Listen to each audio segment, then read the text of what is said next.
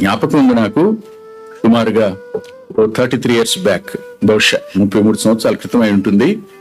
దండకారణ్యంలో చలంపాలెంలో IIM వాళ్ళ Koya convention పెట్టారు. ఆ కన్వెన్షన్ లో సుమారుగా 1500 మంది పైచీలకు కోయాస్ వచ్చారు. వాళ్ళ తెలుగు, నేను వాళ్ళ తెలుగు మాట్లాడతాను. వాళ్ళ తెలుగు మాట్లాడడం నాకు ఇష్టం. వాళ్ళతో కలిసిపోవడం ఇష్టం. వాళ్ళతో కలిసి ఉండడం ఇష్టం. ఎలాగో 1-2 మాటలు చెప్తాను నేను. ఆ రోజు వాళ్ళ దగ్గరికి పోయి వాక్యం చెప్తున్నాను. ఒక 10-15 మందిని ఇచ్చారు. ఇచ్చినప్పుడు నేను అన్నాను, నేను నీకు దేవరు గురించి చెప్పడానికి వచ్చినానరా అన్నాను. వాళ్ళు అరే అంటారు నన్ను, మనం కూడా అరే అనాలి వాళ్ళని, అనకపోతే తక్కువ చేసినట్లు లెక్క. మనల్ని వాళ్ళు అరే అంటారు, మనం నీకు దేవరు గురించి చెప్పడానికి వచ్చినానరా అన్న.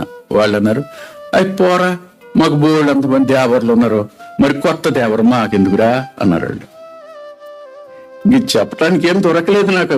అయిపోయాను ప్రభువా, నేను వీళ్ళకి ఎలా చెప్పాలి అర్థం కాల. ప్రభువుని అడిగాను, అయ్యా నువ్వు సమయోచితమైన మాట నోటి ఉంచుతానన్నావు, ఇప్పుడు వీళ్ళెవరూ చదువుకోలేదు, నేనేం బ్రహ్మాండంగా చదువుకున్నాను అనుకుంటున్నాను, వీళ్ళ ముందు నేను పనికి రావట్లేదు ప్రభువా, జ్ఞానమే నాయన అని అడిగి, అవునరా 7 రాళ్లపల్లిలో దేవరు ఉన్నాడా అన్నాను. ఉన్నాడు. ఆహా, బాయిబొక్కలో దేవరు ఉన్నాడా? ఉన్నాడు. మరి వెంకటాపురంలో ఉన్నాడా? ఉన్నాడు. రే, ఈ దేవర్లందరూ కలిసి ఒక దేవర దగ్గరికి వచ్చి ఆయన ముందు మోకాళ్ళు వేస్తారు, మీకు తెలుసురా అన్నారు. ఆ దేవర్లందరికీ దేవర్రా, ఆయన గురించి చెప్పడానికి వచ్చినాను. అయితే చెప్పు మళ్ళా అన్నారు. అంటే వాళ్ళ భాషలో మాట్లాడటం ఇష్టం నాకు. వాళ్ళ భాషలో మాట్లాడుతూ ఒక మాట, నీవు నీ సహోదరుని గాయపరిచావు, ఎప్పుడైనా క్షమాపణ చెప్పావా అని అడిగానండి వాళ్ళని. గాయపరిచావు కానీ క్షమాపణ చెప్పావా అని అడగగానే వాక్యం వింటూ మానేశారు.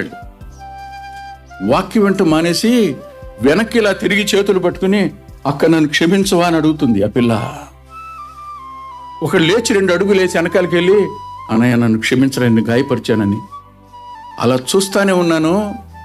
మన సహవాసాలలో ఏది లేదో ఆ అభ్యాసాన్ని అక్కడ చూసి ఇలా అనుకున్నాను, వీళ్ళది వర్జిన్ ఫెయిత్, మనది క్షమించండి అడల్టెడ్ సమ్ ఎక్స్టెంట్. మనకు జ్ఞానం వచ్చింది, పరిజ్ఞానం చేకూరింది, అనుభవం వచ్చింది, మనం స్వచ్ఛతను కోల్పోయాం.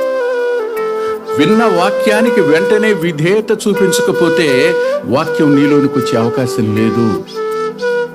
ఆ వాక్యాన్ని నువ్వు అంగీకరించకపోతే అభ్యాసం చేసే అవకాశం నీకు రాదు.